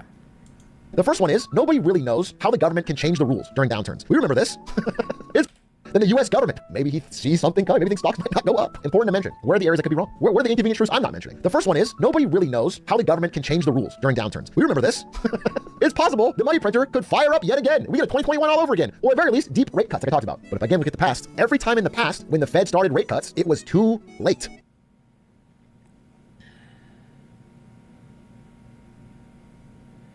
The majority of the decline in these bear markets occurred after the Fed's pivot. We've looked at this graph before. We looked at the end of this. A federal rate cut takes a little bit to trickle into the economy, which is why I think the Fed tries to do policy ahead of time. I'm trying to think of what we're measuring here. S&P 500 is the black line, and the blue line is the interest rate, I'm guessing. The federal funds effective rate. Why is that? Why is what? I would have to be able to tell you exactly how the Federal Reserve connects to lending banks, which connects to people that take loans, and I don't understand that super well, so I wouldn't be able to explain it to you. Why does federal interest rate take a while to? Let's see. Maybe this will explain in 5 minutes. With inflation hovering around its highest rate in 40 years, the Federal Reserve is expected to raise interest rates several times in 2022. This is Fed Chairman Jerome Powell on what will be needed to ensure a long economic expansion. That's going to require the Fed to tighten interest rate policy and do our part in getting inflation back down to our 2% goal. The way the central bank does this is by changing the federal funds rate, its main tool for managing the economy. You can see on this chart that the rate was lowered to nearly 0% in 2020 to boost the economy at the beginning of the pandemic. There is an important job for us to move away from these very highly stimulative. Hear that? Do you hear that? The audio cable for the microphone is crossed with a ton of power wires. Everybody does this. Why? Why do they do that? Boost the economy at the beginning of the pandemic. There is an important job for us to move away from these very highly stimulative monetary policy settings. Adjustments to the federal funds rate influence a range of borrowing costs, from how much you owe on your credit card to mortgage rates. They also shape broader decisions made by companies, like how many people to hire or whether to raise prices. Here's how the federal funds rate works, and how just one rate can guide the entire economy. The Fed meets every 6 or so weeks, and they're looking at a range of economic data at those meetings. But they have two main goals. One is to ensure stable prices and low inflation, and the other is to make sure that the labor market is strong. Nick Timrose covers how the Fed guides the economy through crises. He says you can think of the economy as a car and the Fed as the driver. They want to make sure that the economy is not growing too slow, and when it is, they'll push on the gas. But they also want to make sure that it's not going too fast, and so they'll slow the economy down by pressing on the brake. This is where the federal funds rate comes in. When you hear on the news about the Fed raising interest rates or cutting interest rates, what they're actually deciding to do is to raise or to lower the federal funds rate. This is the interest rate that banks charge each other to borrow money overnight. But there's a catch. The federal funds rate isn't directly set by the Federal Reserve. So in order to influence it, the Fed uses a couple of other tools to set a target range. These tools are rates that the Fed controls in its role as a bank for banks. Here's the target range that was in place during 2021. The Federal Reserve sets an upper limit and a lower limit, with the goal of keeping the effective federal funds rate somewhere in between. The upper limit is determined by interest on reserve balances. This is the rate of interest a bank gets on deposits, known as reserves, that it keeps at the Federal Reserve. The lower limit is determined by overnight reverse repurchases. These are securities, like Treasury bills, that the Federal Reserve lends to banks, usually for a day, while paying interest. On this chart, you can see where the Fed has set the target range between the two yellow lines. The blue line, which is the effective federal funds rate set by banks, sits between the upper and lower limits. As the target range changes, the effective rate goes up or down with it. So far, they've had very successful control over guiding the federal funds rate and guiding all short-term money market rates to where they generally are trying to move them. The Fed makes these adjustments in fairly small increments. Its rate increases for 2022 are expected to only change by about 1/4 to 1/2 of a point at a time. So how can these tiny adjustments for banks help cool down the entire economy? Destiny, economic illiterate person here. Why don't we just keep growing? Why slow growth down? That's probably asking. It's like a question of like, where does consciousness come from? And the answer is like the brain. but like a more detailed answer would probably be unfathomably sophisticated or complicated. Like, I could tell you why we don't want to grow too fast, but I don't think I could explain like the fundamentals of that. Generally, when an economy is growing way too fast, prices will climb, inflation tends to grow a lot with it, and eventually you end up in a scenario where people's pay has to increase, the cost of everything is increasing, and stuff just kind of gets out of control at that rate, where like things start to become more expensive. People are like, the money just becomes kind of crazy. So you want to kind of slow down the economy a bit, so that it's growing at a reasonable rate. And the inflation rate that the Fed targets is, I believe it's 2%. Now, why couldn't we just grow 20% year after year after year after year? Why is it 2% instead of 10 or 50? I don't know. I'm not sure. I'm sure there is a good fundamental answer to that, but you have to take a macro econ course to figure it out. It all has to do with how those rates ripple through the system. As banks are charged more to borrow, they'll in turn charge their customers more, affecting the cost of existing loans and demand for new borrowing. The goal of raising these rates is to drive down demand. Inflation results when supply and demand are out of whack. The Fed can't do anything to increase the supply of oil or to increase the number of houses for sale. The supply side is something out of their reach. But they Economic literate person here, why not set inflation rate at 0%? You want there to be a little bit of inflation so people have an incentive to move their money around the economy. You don't want them to just sit on cash and do nothing with it. can bring supply into demand by reducing demand. Here's how interest rates can influence demand and inflation. When rates are low, more people and businesses are likely to take out loans. Higher demand for goods and services, as well as lower rates, allows employers to open more positions to meet demand and raise wages to appeal to potential employees. Consumers then turn around and spend those wages on goods and services, which in turn can lead to more jobs and higher prices. The opposite happens when rates are higher. Fewer people and businesses take out loans, job growth slows, and spending decreases. Higher interest rates may also make it more appealing to save. Inflation slows as supply and demand balance out. This is why the Fed won't raise rates when unemployment is high, because then it could lead to even more unemployment. You're stuck in like a death spiral, right? And I don't know if they ever say officially what their unemployment target is. I think most economists agree that it should be around 5 to 5.5%. That's like ideal unemployment. But if unemployment is very low, like 2%, then the Fed will rate, well, that would be very, very, very low. But the Fed will raise rates a bit because they've got some wiggle room there, because it's okay if unemployment rises a bit. Destiny just said inflation good. Yes, most economists, I think, around the world agree that some 2% inflation, well, in the US it's 2%, but some inflation is good for your economy. While interest rates... Why do a lot of conservatives and libertarians say that inflation is a form of tax? Because they're retarded. Higher interest rates may also make it more appealing to save. Inflation slows as supply and demand balance out. While interest rates can be effective in bringing inflation down, a rate... But people don't sit on cash, though. They put it in savings, which ends up getting reinvested, no? I don't think you want people just storing money in savings accounts, just in savings accounts. I think you also want it being stored. You want it to be invested into companies. Hike could take some time to make an impact. Think about your own life as you go through making different decisions about whether to buy a house and how big of a house to buy. It may take a while for this to ripple through the housing market, for example. But in 6 or 12 months, we could begin to see, less demand if interest rates are high enough to slow interested consumers. But while inflation may take time to come down, consumers and businesses will likely feel the impact of higher interest rates on loans, mortgages, and credit cards right away. Why is 0% unemployment bad? In any market, you want some form of friction, because when things get stuck, then you're going to see dramatic increases in certain prices. So housing market is a good example of this. You want some, I believe it's called frictional unemployment, or it might be called frictional house. It's not frictional housing. Is it just frictional housing rates, occupancy rates? I don't know. Imagine you're trying to move to a city and literally every single unit is occupied.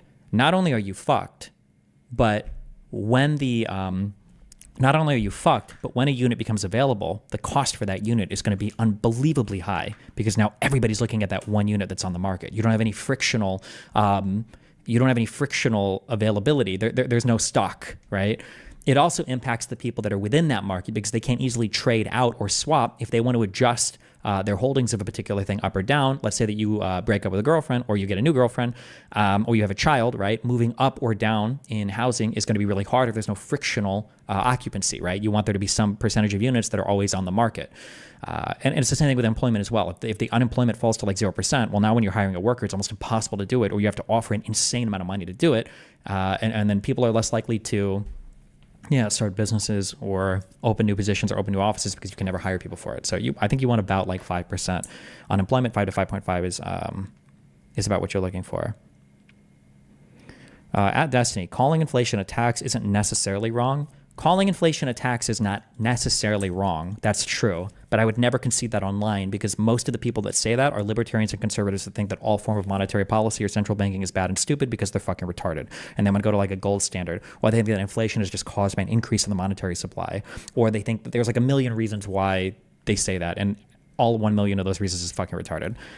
You can look at a lot of things as like forms of a tax, sure. But more often than not, when somebody says that inflation is a tax, usually it's about to be followed up with something incredibly fucking retarded.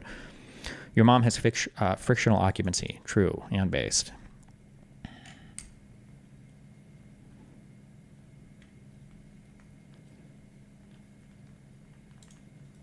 In 2000, they pivoted. It was too late. We got a recession. 2007, they pivoted. It was too late. We got a recession. Is it possible that with the unemployment rate already rising, it might be too late this September for a rate cut? When the Fed pivots, stocks crash by more. 50% down in 2007 after they pivoted. Markets soar after Fed cuts key rate a half a point. This is in 2007. It rallied instantly, and then it fell 50%. After Fed cuts key rate a half a point. This is in 2007. Market soars after Fed cuts key rate by a half point. In 2007. It rallied instantly, and then it fell 50%. Yeah, but this wasn't just because of like ordinary market factors. Again, you're looking at, it's 2007. This is like a historic, it's like looking at it's like tracking a person's health over time.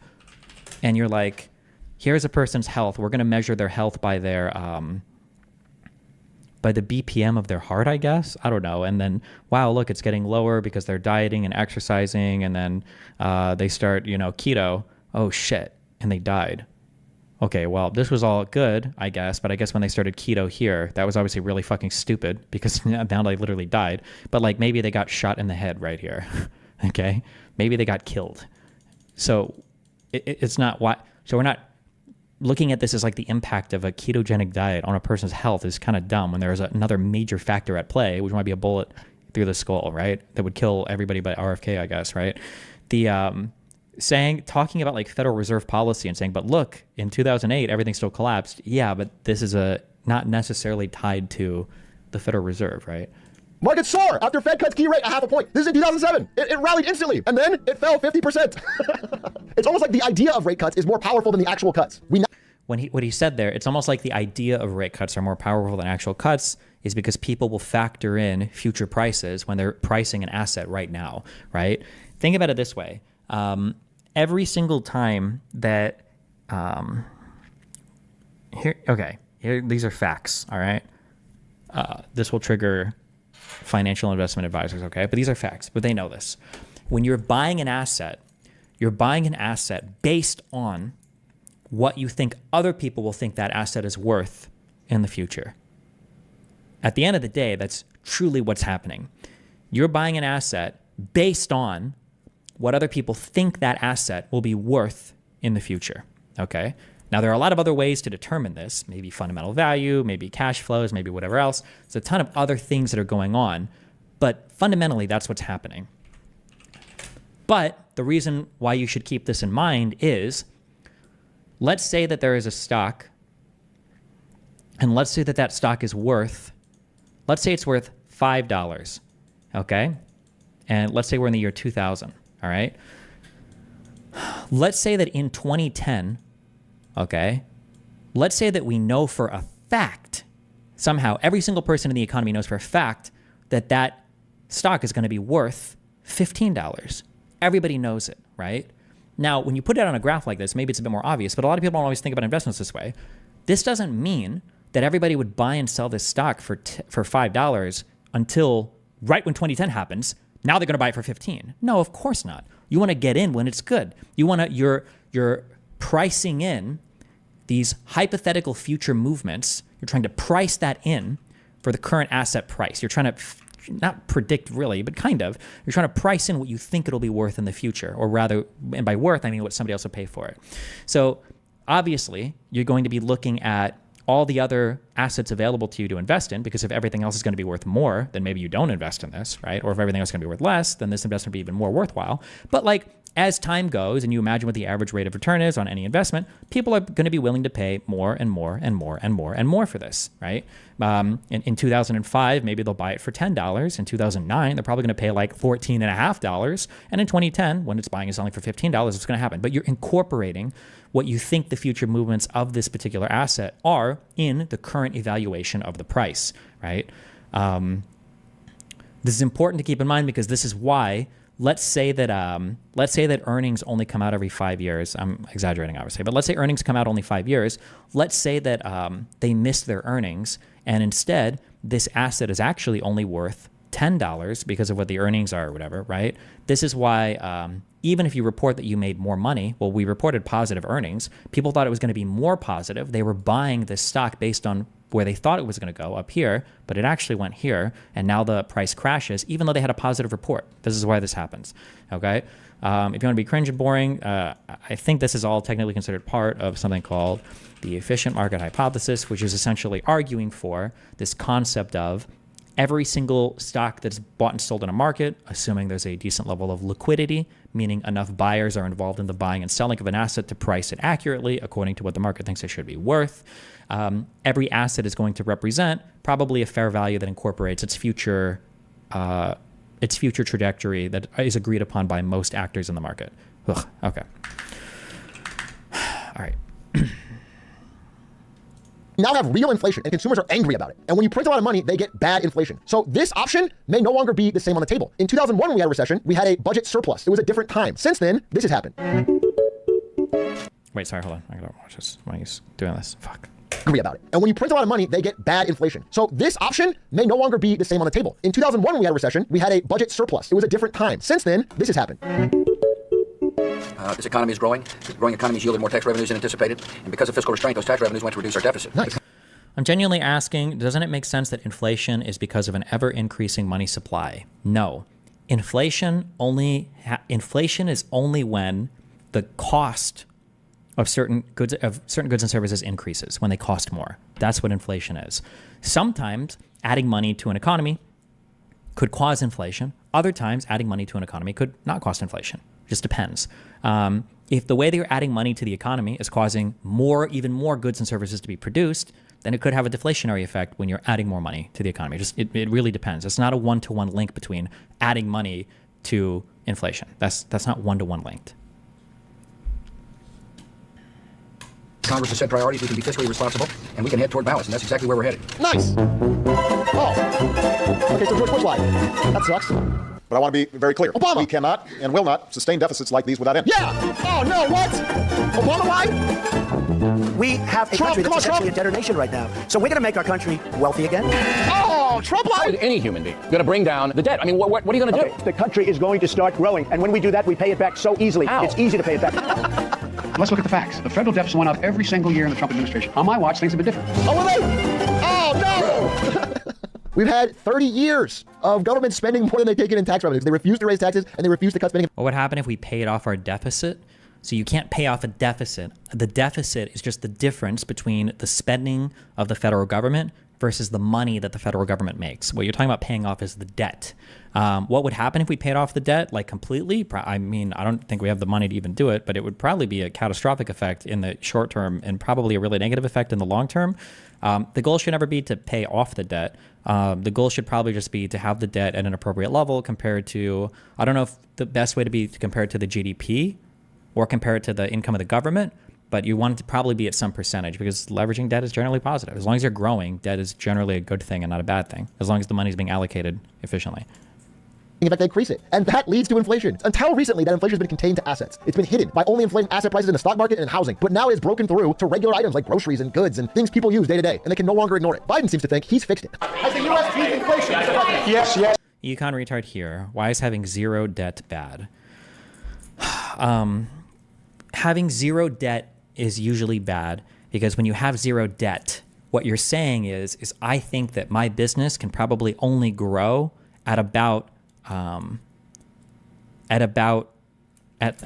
less than the rate of what it would cost to borrow money from the safest type of borrowing possible, right? So like here's a question, okay? Or not a question. Here's like a set of facts. Let me see if we can do this. Okay. Let's say that your business is let's say that you have a business, okay, and let's say that the rate of borrowing is, we'll say 3%, okay? We'll say 3%. If you can borrow money at 3%, all right, and let's say that you think that your business can grow at 7%, right?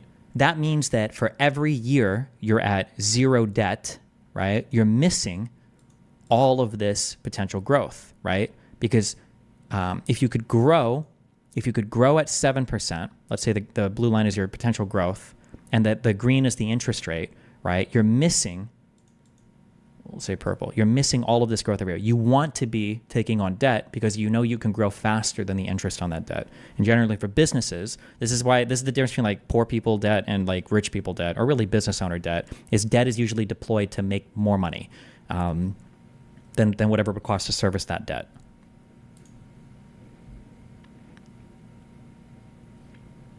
For governments, it's a bit different. It's not about return on investment in the same way, but it's about demand for the domestic currency and government bonds. Having high debt you can sustain is a sign of a strong currency.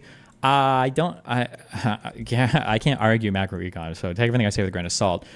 My guess would be that the strength of your currency is probably a more minor part than the overall size of your economy. You're not necessarily looking on a return on investment, but if your economy grows and your tax base is growing and the amount of goods and services being produced and sold is growing, your GDP is growing, then that represents a larger tax base that you can draw from. My guess is going to be growth in economy is probably more important than just strength of currency, I think. Destiny, the emphasis should be on a reasonable amount of debt. Our debt has been exploding over the past decade, even as a percentage of our GDP. Maybe if it's too much, then obviously that's not good, but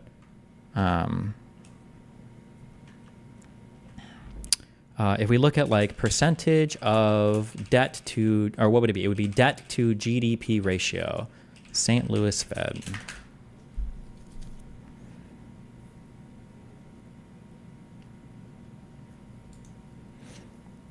Total public debt as a percentage of gross domestic product. Total public debt. Is this how much new debt is being issued per year? Is that what this means? So right now as a percentage of GDP. Wait, hold on, I must not be looking at this right. Hold on, US GDP is 25.4. US debt is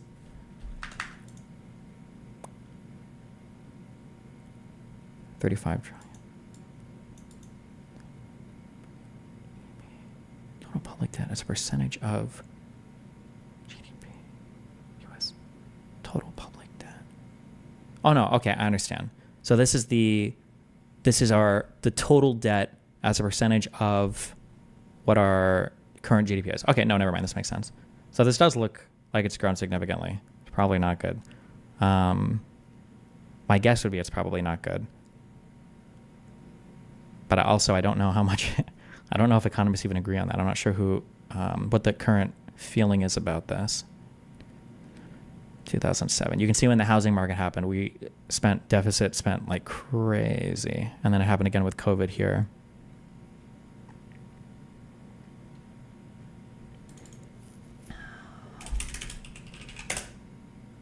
Read my last question.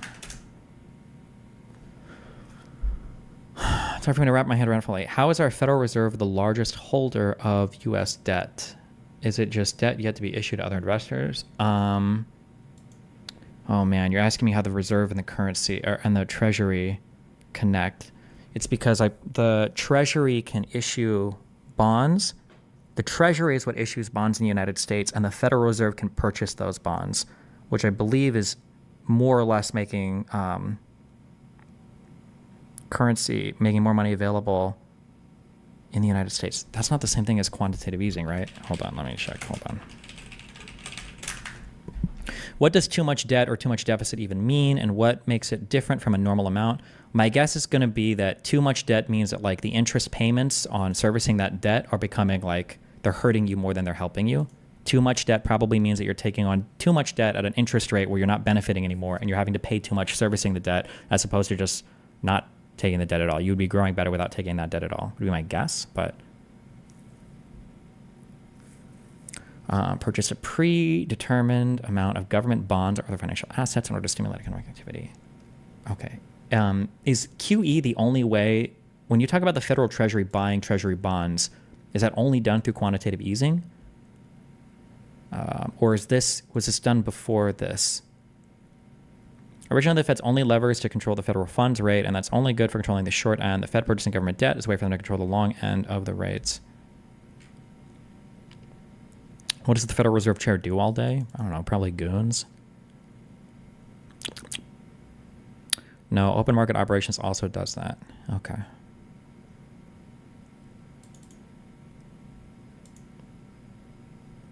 If you think about government debt as a form of government money, which it essentially is, in the wholesale market, the demand for currency directly affects the rate for USTs. I don't know if that's true or not. I don't have enough of an understanding to say yes or no.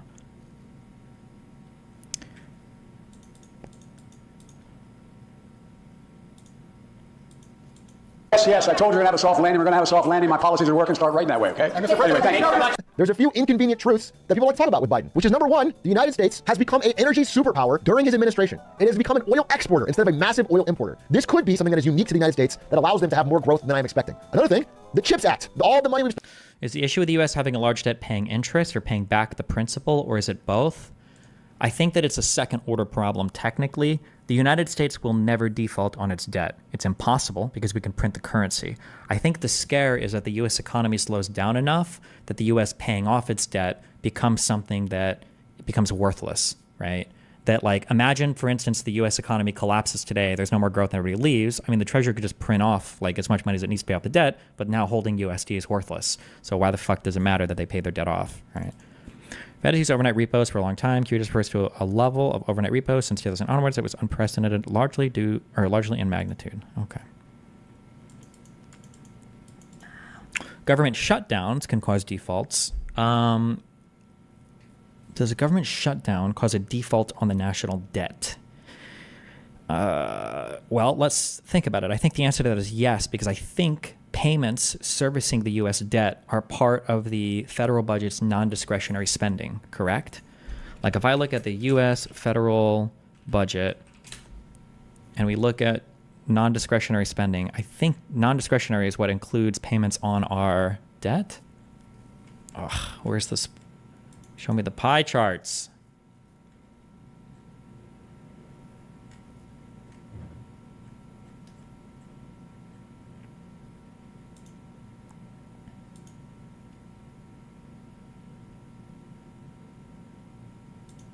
The graph.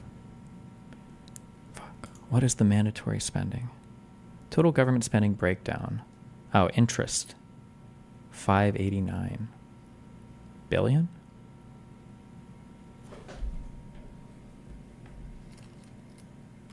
In billions, yeah, okay. I'm assuming that a government shutdown then would threaten the debt. Yeah, that is true, okay. Makes sense.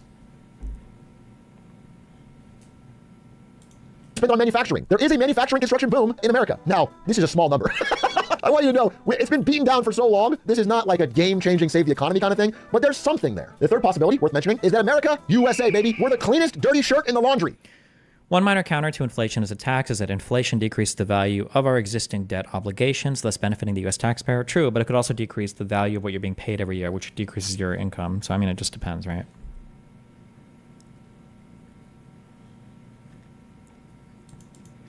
Why is Israel the only foreign country in the world that is legally allowed to advise the Federal Reserve Board? My guess is that fact is probably just completely not true. China's bad, Canada's bad, Australia's bad, UK's bad. Everyone's economy is so bad that just by having a few things like this and the strength of the US dollar, we might somehow benefit. All the things I mentioned at the beginning of the presentation are true, if not more so, in other countries. Stupid question, but if it's debt to itself in a currency they make, why can they not just print it, destroy it, or print it, pay it, destroy it, or shorter, just say, whoopsie, debt gone now? Because if they were to do that overnight, it would probably destroy the value of the United States dollar, which would cause U.S. export markets to collapse, which would cause probably the U.S. economy to collapse, which would, now nobody cares that you paid off the debt because now the USD means nothing, right? countries. Canada has 300 Canadians filing for bankruptcy every day. Not even companies, Canadian people. The German economy has been hit with surprise after surprise after surprise of negative economic growth. They're an economy that relied on cheap Russian energy. Then they blew up their own nuclear plants, and someone else blew up the Nord Stream pipeline. Now they have only expensive energy. They're in trouble. But I tend to think those things only make the problem in America worse. I think when someone coughs in a different country, the disease spreads to America. I think having a global economic downturn is not beneficial for anyone. And I don't think there's a flight to safety. It's worth mentioning what you should do. What can you do as an individual if we're headed into a downturn? Number one, probably don't quit. The number of good jobs seems to be shrinking. There's more ghost jobs. It's difficult to apply. Second thing. Am I retarded though, or does the what trillions of US debt not actually matter at all? Is there a number where it does matter? It just matters if like the servicing on the debt means that we're starting to get into a death spiral where we have to keep increasing the federal budget to pay for the debt interest, and it's like becoming like problematic in terms of how much US dollars are flowing out into the world, and it's like fucking our currency up, right? That could be a problem. I don't think we're at that issue yet, but that would be a problem, right?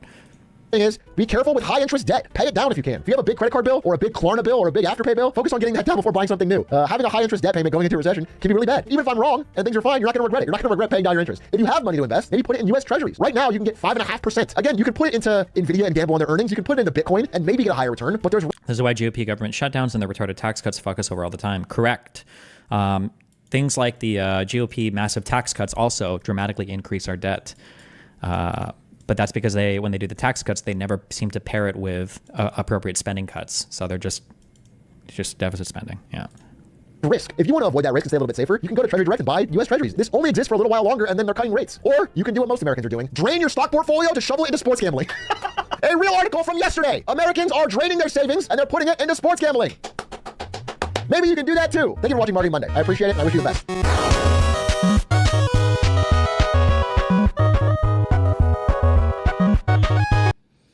Okay, wow.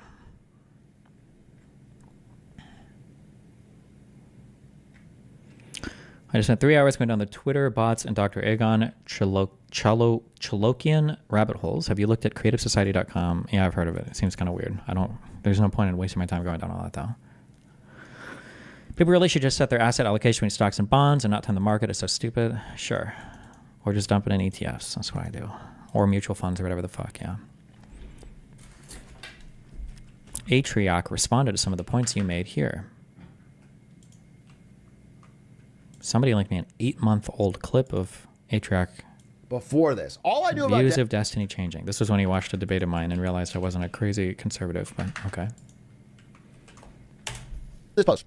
And again, by the way, the guy in the post is not even, I don't even really mind the post. I hate the fucking title, okay? I hate the fucking title because it is that same type of Reddit authority, okay? In my presentation that I gave, I made, I think probably 6 times, and I'm like, hey, there's areas that could be wrong. This could be wrong. Wait till the end because I could have said I'm wrong. It's just like a general sense where I make a presentation like, hey, I'm giving my thoughts, but there are other takes. And there's a smugness to this absolutely paper-thin post that it just bothers me. It's so smug, as if you are the authority on economic analysis, okay? So that's the problem. I really hate that type of clickbaity, and I almost didn't want to engage with it because I feel like when I engage with this, it reinforces the behavior of like I have to make the most clickbaity fucking title so that Atrioc will respond to it. You will have better responses from content creators, me included, if you can phrase your post more positively rather than negatively. Like making a post of like things Atrioc could have gotten better on his recent analysis would probably come off better than dog shit takes by Atrioc, ways that he fucked up hard, bad analysis. We call these honeypot threads. Did Laura Loomer ever respond to you? I don't know. Let me check. Wasn't his entire video smug, though? Would I say his video was smug? I don't think I would say that.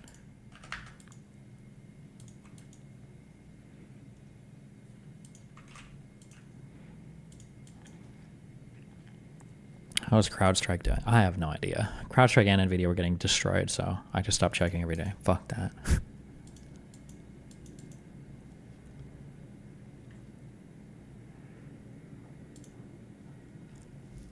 They're both like, they're hovering. They're, doing okay.